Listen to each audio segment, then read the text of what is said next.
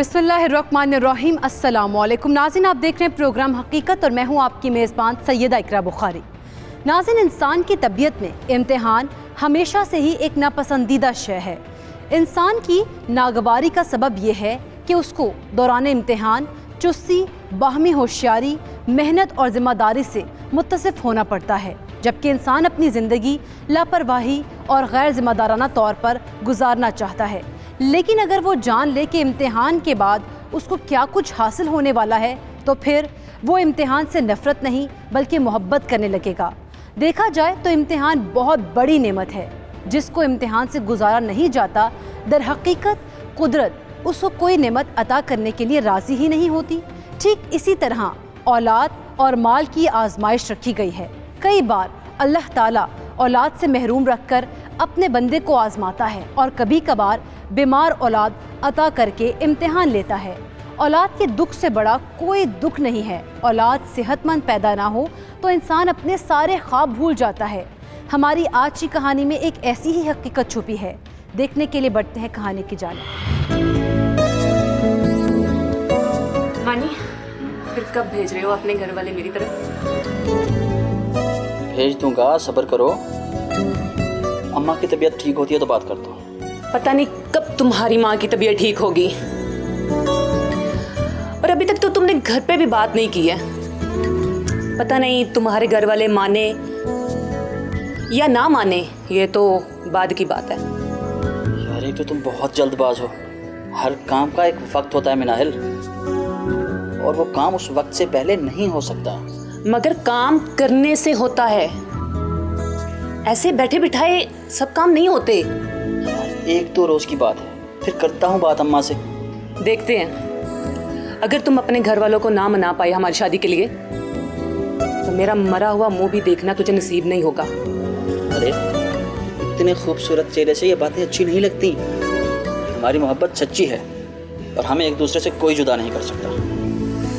मोहब्बत तो हीर रांझा और ससी पुन्नू ने भी सच्ची की थी, मगर वो एक दूसरे के हो पाए क्या? मुझे तो ये डर है कि ये मोहब्बत की सच्चाई हमें भी एक दूसरे से दूर ना कर दे। यार, हर बात को नेगेटिव मत लिया करो। उम्मीद पर दुनिया कायम है। मानी, जब उम्मीद टूटती है तो दुनिया तबाह हो जाती है। 4 साल हो गए हमें एक दूसरे के साथ, मगर मजाल है जो तुम्हें रत्ती बराबर भी मुझ पर भरोसा हो। 4 साल हो गए हमें मोहब्बत करते हुए, मगर इस मोहब्बत को 4 साल में हमने कोई नाम दिया? अरे, हम अपनी मोहब्बत को शादी में जरूर ढालेंगे, भरोसा रखो। पता नहीं वो वक्त कब आएगा।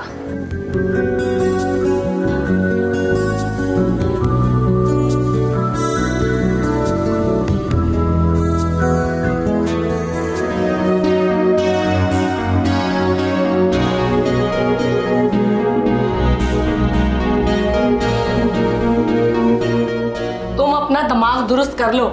बचपन में मैंने जहां तुम्हारा रिश्ता तय किया था, उसके अलावा सोचना मत। आप एक दफा मिनाहिल के घर वालों से मिल तो लें। अगर आपको पसंद ना आए तो बेशक मत कीजिएगा। पहली बात तो यह है कि मिला वहां जाता है जहां बात आगे बढ़ानी हो, और तुम ये मुझे मुनाफकत का खेल मत सिखाओ। दूसरी बात यह कि मुझे ऐसी लड़कियां सख्त नापसंद हैं जो अपने वालिदैन की इज्जत अपने पाँव में कुचलकर किसी गैर महरम से मोहब्बत के वादे करती हैं। अम्मा, वो ऐसी वैसी लड़की बिल्कुल नहीं है। हम 4 साल से एक दूसरे को जानते हैं और इनफैक्ट हमारी अंडरस्टैंडिंग भी बहुत है। अच्छा, तुम उसे 4 साल से जानते हो और मैं तुम्हें 28 साल से जानती हूँ। तुम अपनी माँ को कितना समझते हो? अम्मा, मैं आपकी भी बहुत कदर करता हूँ, इसीलिए तो सबसे पहले आपकी रजामंदी चाहता हूँ। मैं अपनी रजामंदी तुम्हें 10 साल पहले बता चुकी हूँ। ना ही मैं अपने इकलौते भाई की इकलौती बेटी को गंवाना चाहती हूँ, और ना मैं तुम्हारे बेहुदा ख्यालात का हिस्सा बनना चाहती हूँ। मगर मेरी शादी कहीं और हुई ना तो वो मर जाएगी। अच्छा, अगर तुम्हें उसकी जिंदगी से इतना ही लगाव है तो कोर्ट मैरिज कर लो, मगर मुझे अपनी शक्ल मत दिखाना। अगर मुझे कोर्ट मैरिज करनी होती तो मैं आपसे बात क्यों करता? तुम अपनी और उस बेहुदा लड़की की हिमायत मेरे सामने मत करो। मैंने जो कह दिया वो पत्थर पे लकीर के मुतरादिफ है।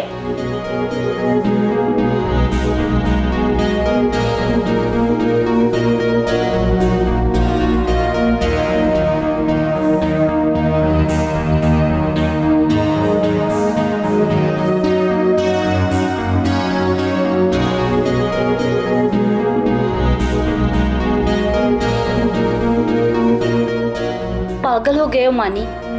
मैं इस रिश्ते के लिए अपने वालिदैन को मना नहीं कर सकती और एतराज़ तुम्हें है, बात भी तुम्हें ही करनी होगी। मरीम, तुम मेरी बात समझ क्यों नहीं पा रही? मैं ऑलरेडी अपने घर में बात कर चुका हूँ, मगर मेरी अम्मा को अपने भाई और भतीजे के अलावा कुछ नजर ही नहीं आ रहा।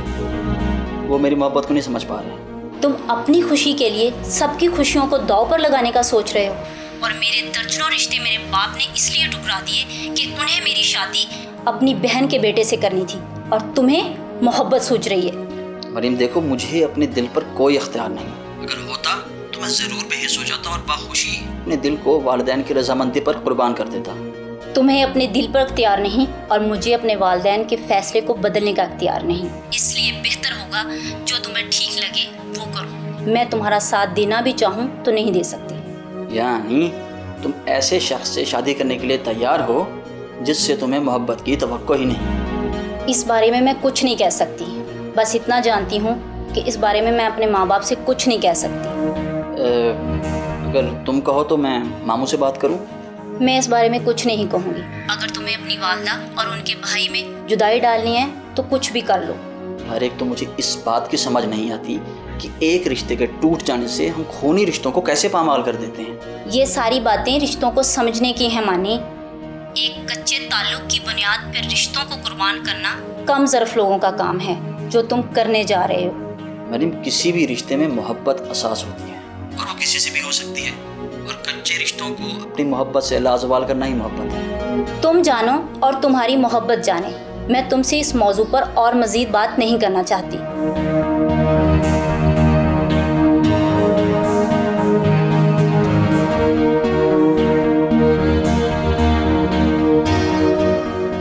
मुझे माफ कर दो मेरा, मैं हार चुका हूँ। यानी कि तुम्हारे घर वाले हमारी शादी के लिए नहीं मान रहे? हमारी मोहब्बत खूनी रिश्तों के सामने हार गई है मिनाहल। मुझे कोई रास्ता नजर नहीं आ रहा। रास्ता तो मुझे नजर नहीं आ रहा, तुम्हारे रास्ते तो साफ हैं। जाओ, तुम करो अपनी मामू की बेटी से शादी, अपनी जिंदगी में खुश रहो। मेरी जिंदगी तो तुम्हारे साथ है ना मिनाहल, लेकिन मुझे समझ नहीं आ रहा मैं क्या करूं। अगर मुझे ये पता होता कि हमारी मोहब्बत का इख्तिताम तुम्हारे इन अल्फाज पे आना है तो मैं ये भूल कभी भी ना करती। मेरे पास तुम्हारी इस बात का कोई जवाब नहीं। जवाब हो भी कैसे सकता है? उम्मीद टूटने के बाद खामोशी ही रह जाती है। मैं चलती हूँ, कोशिश करूँगी दोबारा तुम्हारी ज़िंदगी में दखल अंदाजी ना करूं। तुम मेरी ज़िंदगी का बहुत ख़ास हिस्सा हो मिनाहल। मैं कभी भी तुम्हें फरामोश नहीं कर पाऊँगा। ज़िंदगी का हिस्सा हूँ या नहीं, ये तो बाद की बात है। फरामोश तो तुमने मुझे पहले कर ही दिया है। खुदा तुम्हें तमाम खुशियाँ नसीब फरमाए। मगर आज के बाद तुम्हारे और मेरे रास्ते मिल भी जाएं, मगर मंजिलें अलग अलग हों। काश कि ऐसा हो पाता कि हमारी मंजिल भी एक होती मिनाहल। रास्ते तो जिंदगी कई लोगों से मिलवा देती है। काश का लफ्ज़ बहुत मायूस कुन होता है। इसे सहने के लिए बहुत हिम्मत चाहिए होती है।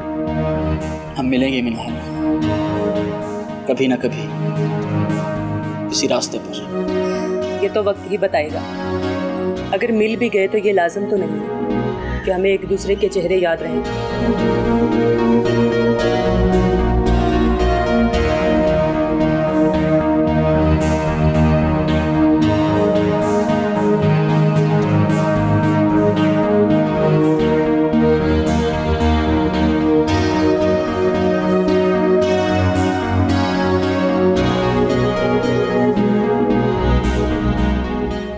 शॉपिंग के लिए नहीं गए? 2 दिन रह गए तुम्हारी शादी में। अम्मा, एक बात तो बताएं,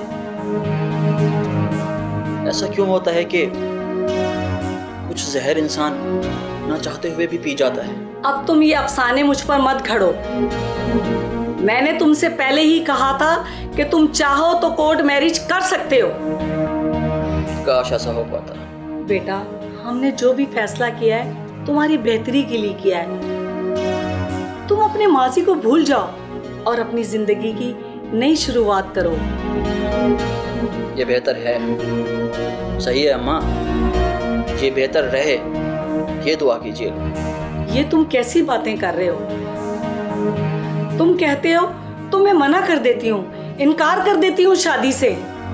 अगर इस तरह करने से आपके भाई आपसे नहीं छूटते तो कर दें इनकार। ठीक है, मगर इसके बाद तुमने इस घर में कदम नहीं रखना। साथ ही बाजी अपनी तरफ ले जाती हैं ये बात कहकर। बहरहाल अब कुर्बान होने के लिए तैयार। उठो, जाकर शॉपिंग करके आओ।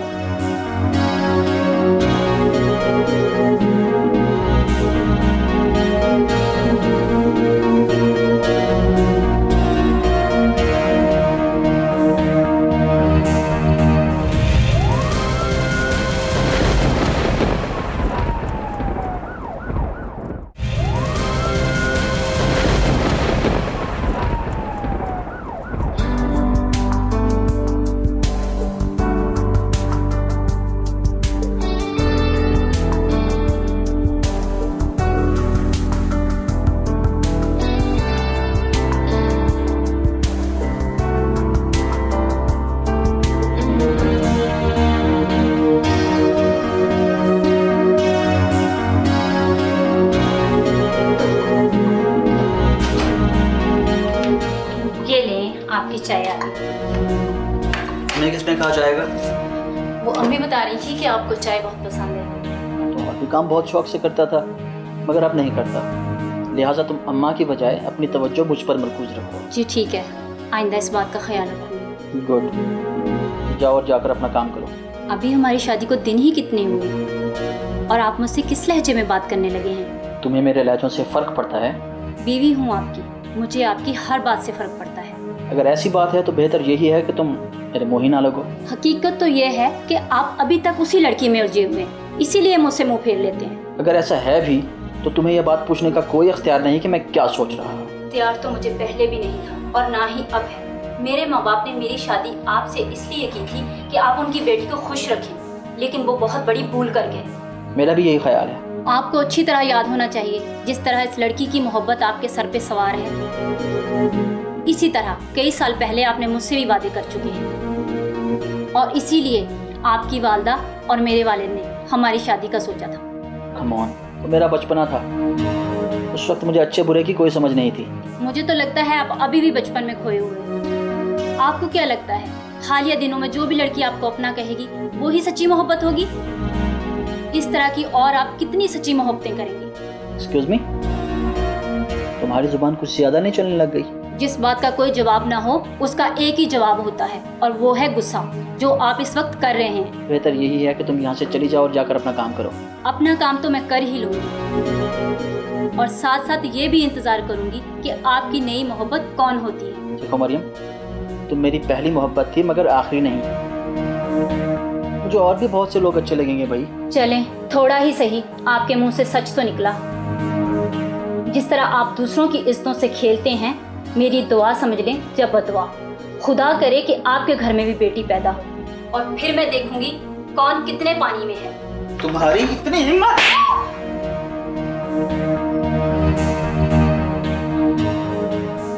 मरियम, मरियम, अम्मा, अम्मा इधर आइएगा प्लीज, मरियम को कुछ हुआ है।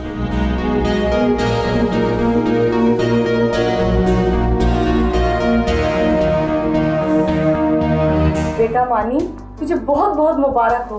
तू बाप बनने वाला है। मेरी बहू उम्मीद से है। क्या मैं बाप बनने वाला हूँ? हाँ बेटा, मगर खबरदार, आइंदा तूने मेरी बहू पर हाथ उठाया। अरे इसकी खूब खिदमत कर, ये जो कहे इसे ला कर दे, अल्लाह तुझे बेटा देगा। आमीन आमीन। Mariam, I am really sorry, मैंने तुम पर हाथ उठाया। मुझे ऐसा नहीं करना चाहिए था। मैं आइंदा ऐसे का बात बिल्कुल नहीं करूँगा, आई प्रॉमिस। अम्मी, मैं अंदर चलती हूँ, मेरी तबीयत ज़रा ठीक नहीं है। ठीक है बेटा, तुम अंदर जाओ और जाकर आराम करो।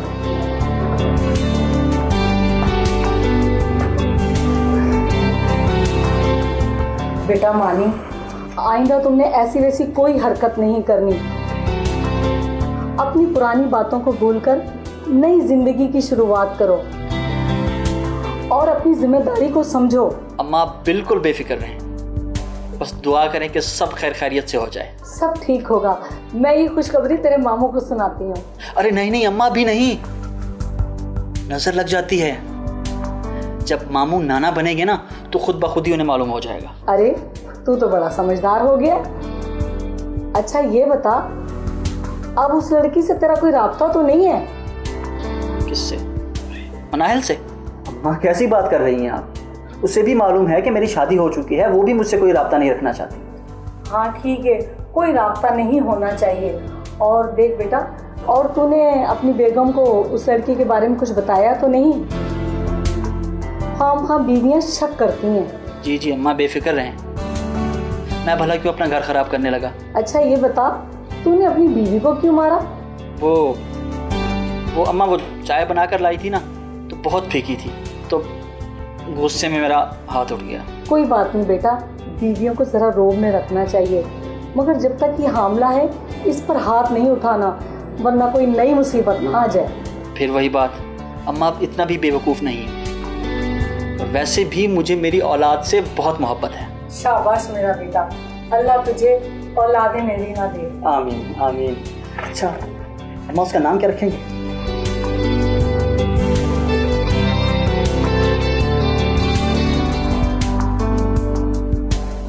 मरियम बहुत मुबारक हो तुम्हें, अल्लाह ने हमारे घर में पहली रहमत दी है माशाल्लाह। बेटी मेरी तरफ से भी तुम्हें बहुत बहुत मुबारक हो। अल्लाह इसके नसीब अच्छे करे। आमीन। मरियम अपने अब्बा जान को फ़ोन करो, उन्हें भी बताओ, उन्हें भी खुशखबरी दो भाई। अरे भाई मैं खुद फ़ोन करूंगी अपने भाई को, वो बहुत खुश होगा। बिल्कुल, मामू जान तो बहुत खुश होंगे। अम्मी इसका नाम क्या रखें? इसका नाम हुस्ना होगा। माशाल्लाह माशाल्लाह, बहुत खूबसूरत नाम है अम्मा, बहुत खूबसूरत माशाल्लाह। अल्लाह पाक मेरी बेटी को लंबी उम्र दे और तमाम मुसीबतों से दूर रखे। आमीन। आमीन आमीन। मानी देखे देखे, इसने आंखें खोली। वो फिर बंद कर ली। शरारती है बहुत ज़्यादा। बहुत शरारती है।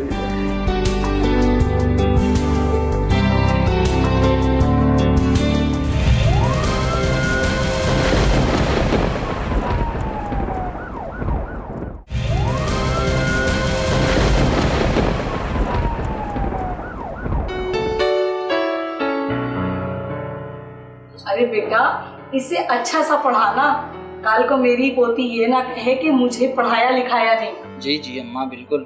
और अब तो मरियम फिर उम्मीद से है माशाल्लाह। बस दुआ करें कि अल्लाह इस बार हमें बेटा दे दे, फिर हमारी फैमिली मुकम्मल हो जाएगी इंशाल्लाह। बेटा हो या बेटी, ये तो अल्लाह की देन है। जो भी औलाद हुई इसके बाद हम फकत उनकी परवरिश पर तवज्जो देंगे। ऐसे नहीं कहते बहू, औलाद की ख्वाहिश बरकरार रखनी चाहिए। मेरा भी इकलौता बेटा है और तू भी अपने माँ बाप की इकलौती बेटी है। अगर तुम दोनों के बहन भाई होते तो आज तुम्हारे बाजू बनते। अम्मा बिल्कुल सही कह रही हैं मरियम। चले, जो अल्लाह को मंजूर होगा देखी जाए।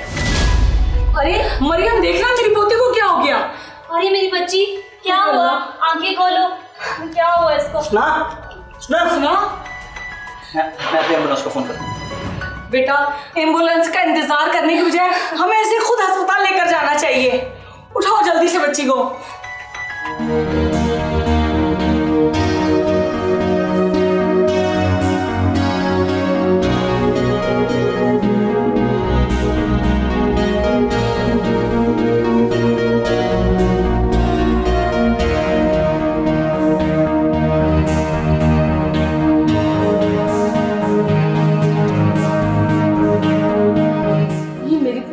क्या हो गया है? लगता है कि डॉक्टरों ने हमें ख्वामखा डरा दिया है। बिल्कुल सही कह रही हैं अम्मा, ऐसा नहीं हो सकता। मेरी बेटी को इतनी बड़ी बीमारी कैसे हो सकती है? अल्लाह मुझे इतनी बड़ी आजमाइश में नहीं डाल सकता। मेरी बेटी को थैलेसीमिया नहीं हो सकता। बेटा तू अपना और अपनी बीवी की रिपोर्ट्स करवा। मरियम को फिर से औलाद होने वाली है, कहीं ऐसा ना हो कि उसके दूसरे बच्चे को ये बीमारी ना हो। अम्मा ऐसा नहीं हो सकता, ये डॉक्टर्स तो कुछ भी बोल देते हैं। बेटा तू एक दफा फिर भी रिपोर्ट्स करवा ले। अम्मा, चेकअप करवाने की, रिपोर्ट्स करवाने की कतई ज़रूरत नहीं है।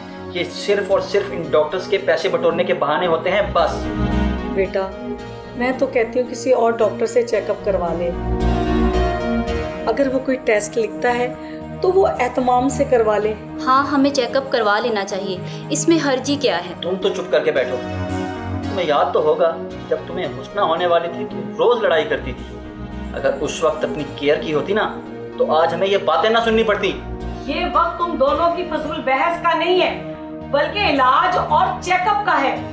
तुम दोनों पे बहुत बड़ी आजमाइश उतरी हुई है। अगर तुम दोनों इसमें सुरखरू हो जाते हो तो दुनिया और आखिरत तुम्हारी है, नहीं तो वरना ना तुम दीन के रहोगे ना दुनिया के।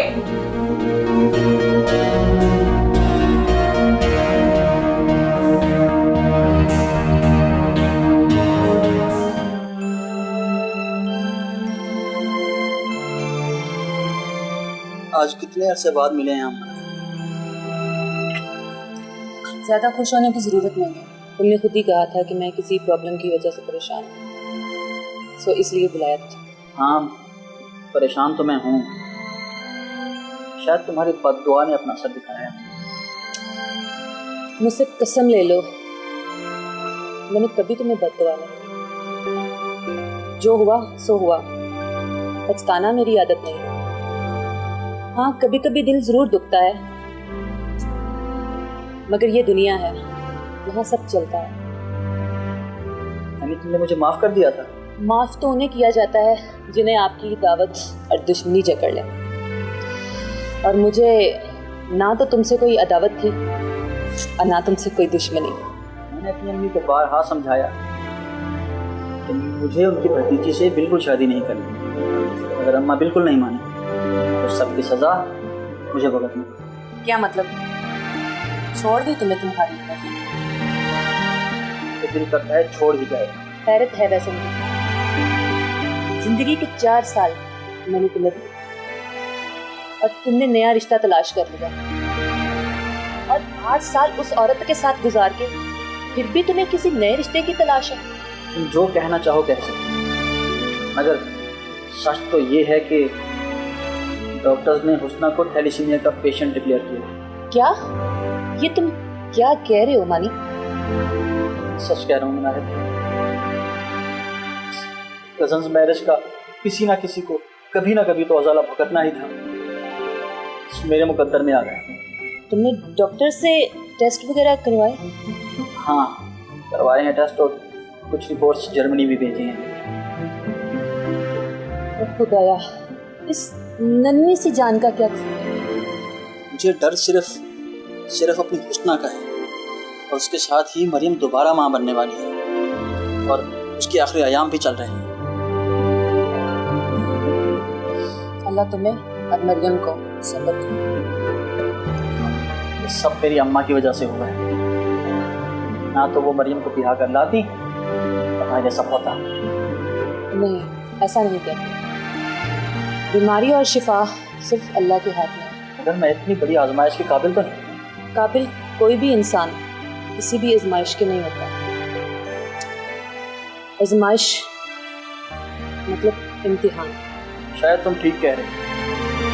मैं खुद को बड़ा अकेला महसूस कर रहा था, इसलिए तुम्हारे पास चला आया। मेरे पास सिवाय दिलासा देने की और कुछ नहीं। बस तुम खुद को अकेला मत समझो। मेरे लिए यही काफ़ी है मुनाहिद। मैं हमेशा तुम्हारा एहसानमंद रहूँगा।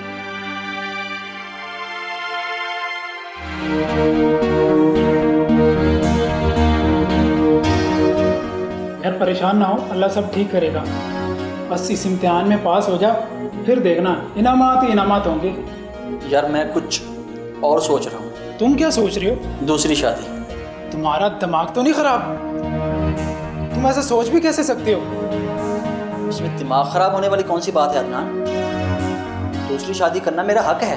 तुम्हारी बीवी और मासूम सी बच्ची इतनी बड़ी आजमाइश में से गुजर रहे हैं, और यकीनन तुम भी इसमें से गुजरे हो, और तुम इस मुश्किल वक्त में दूसरी शादी कैसे कर सकते हो?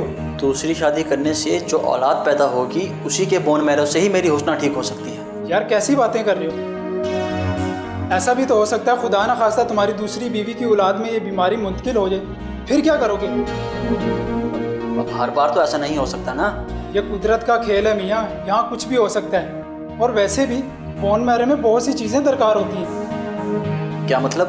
मतलब ये कि सबसे पहले तो ब्लड ग्रुप सेम होना चाहिए, और वैसे भी कभी भी माँ अपने बच्चे का बोन मैरो नहीं करवा सकती। और तुम्हारी दूसरी बीवी शायद तुम्हें इस बात की इजाज़त ही ना दे।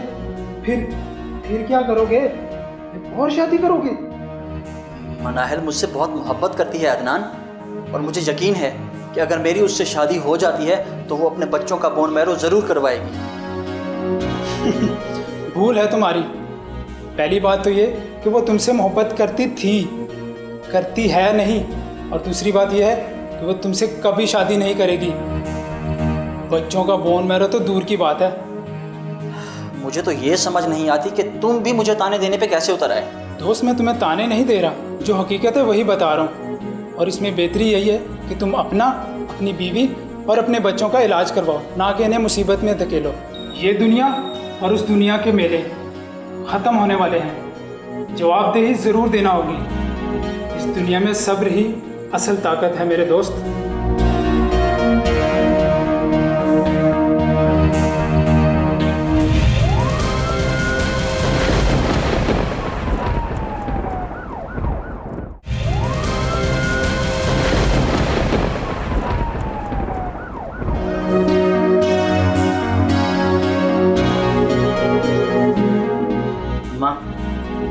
इस औरत ने मेरा जीना हराम कर दिया है। आप ही से ब्याह कर लाई थी ना, अब आप ही इसे घर वापस छोड़कर आएंगी। चिढ़ आती है मुझे इसे देखकर। बेटा, तुम इसे अपने निकाह में लाए थे।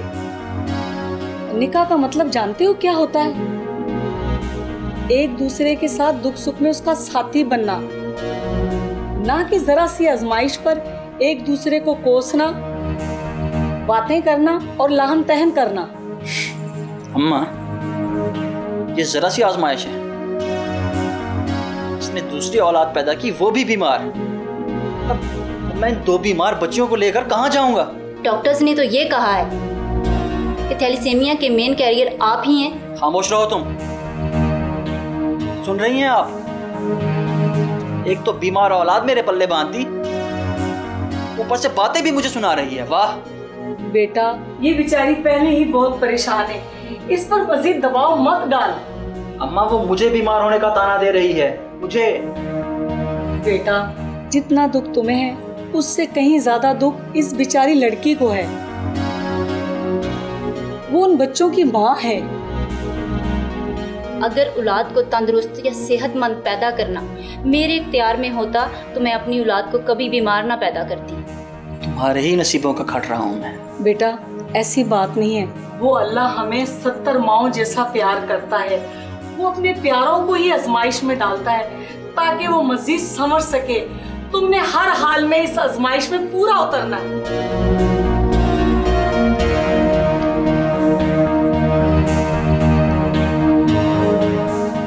बेटा, तू परेशान ना हो।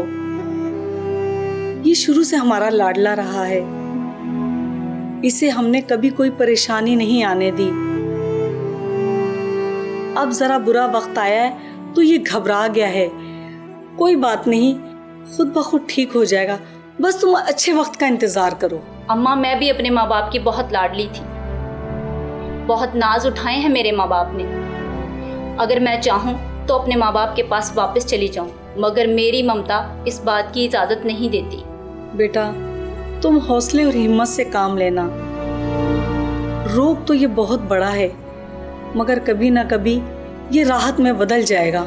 रोग मुझे लग जाता तो मैं हंसकर सह लेती, मगर रोग मेरी औलाद को लग गया है। हर रोज दिल फटता है, हर रोज आखिरी सांस की तरह सांस आती है। बहुत मुश्किल में डाल दिया ऊपर वाले ने। एक तरफ औलाद का दुख और दूसरी तरफ शौहर की बेरुखी। मैं जाऊं तो कहाँ जाऊं? बस बेटा, हौसला करो।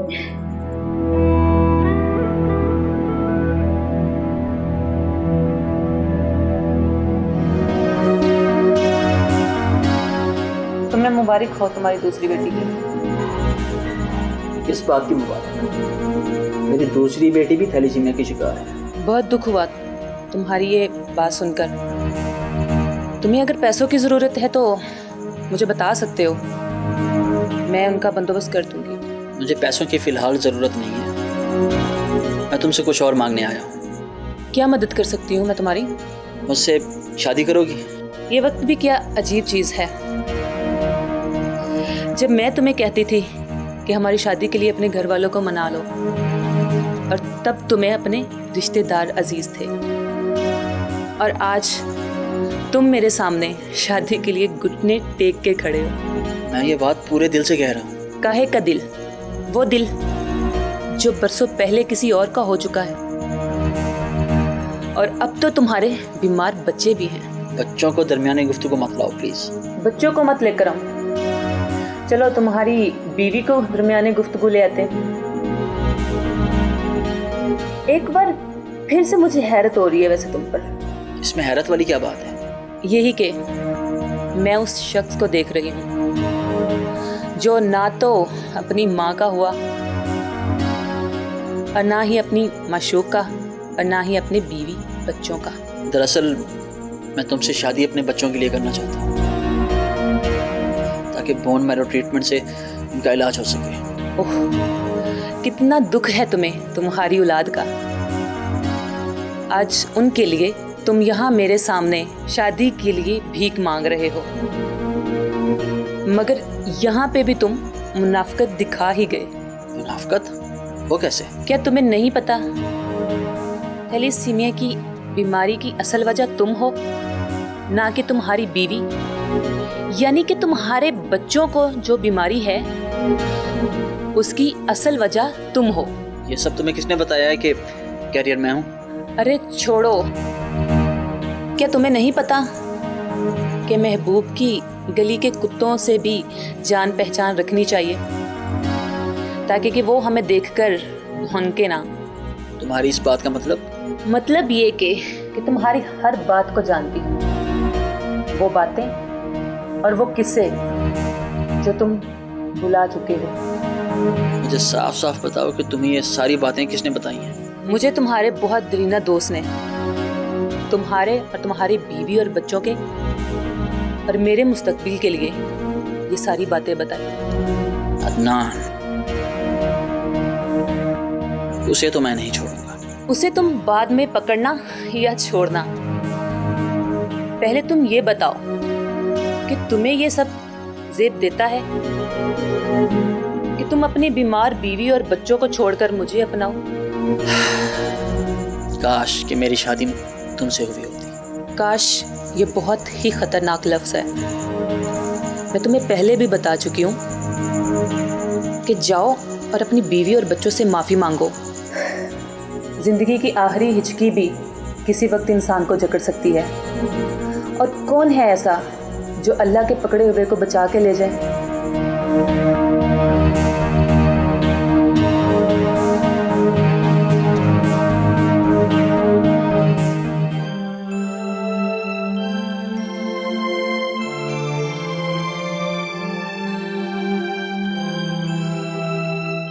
मरियम, अगर हम अलग हो जाएं तो तुम क्या करोगी? अलग आप होना चाहते हैं तो हो जाए। मेरी ज़िंदगी में जो आजमाइश है मैं उन पर पूरा उतरूंगी। वैसे भी जितनी बड़ी ये आजमाइश है, आप मुझे तलाक भी दे दें तो मेरे लिए वो बहुत कम है। यानी कि तुम्हें मेरे साथ की ज़रूरत नहीं? शौहर के साथ की किसको ज़रूरत नहीं होती, ठीक इसी तरह जिस तरह आम औरतों को ज़रूरत होती है, या इससे भी बढ़कर ज़रूरत होगी। अगर आप मैदान छोड़कर भागना चाहते हैं तो मैं आपको कैसे रोक सकती हूँ? अगर मैं तुम्हें तलाक दे दूं तो तुम क्या करोगी? मैं चुपचाप यहाँ से चली जाऊँगी और अपने साथ अपनी बच्चियों को भी ले जाऊँगी। बीमार बच्चियों को अपने साथ लेकर जाओगी तुम? बीमार ये आपके लिए होंगी, मेरे लिए ये मेरी औलाद है, और मैं आखिरी सांस तक इनकी परवरिश करूँगी। मैं शुक्र अदा करती हूँ कि अल्लाह ने मुझे औलाद दी। बीमारी भी वो दूर कर ही देगा।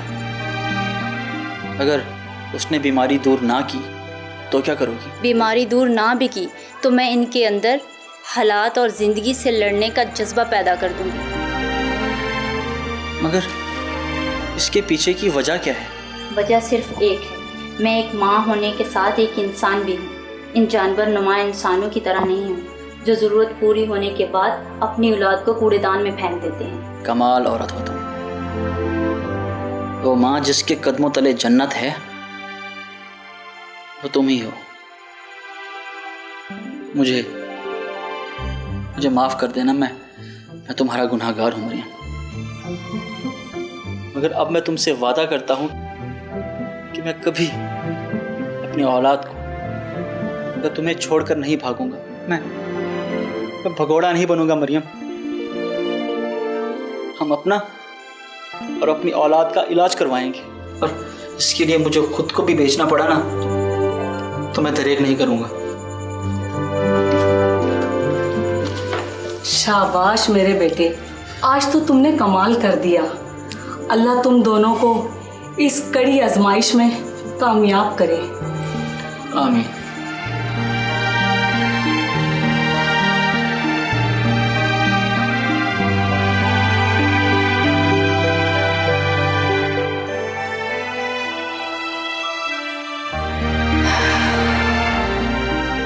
एकदम खुदा का शुक्र है कि हमारी दोनों बेटियां अपने घरों को रुखसत हो गई। माशाल्लाह।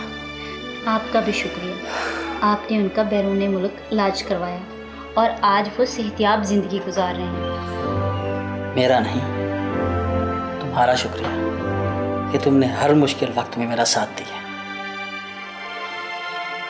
और अब तो मेरा दिल करता है कि हम और औलाद पैदा करें। आप भी ना।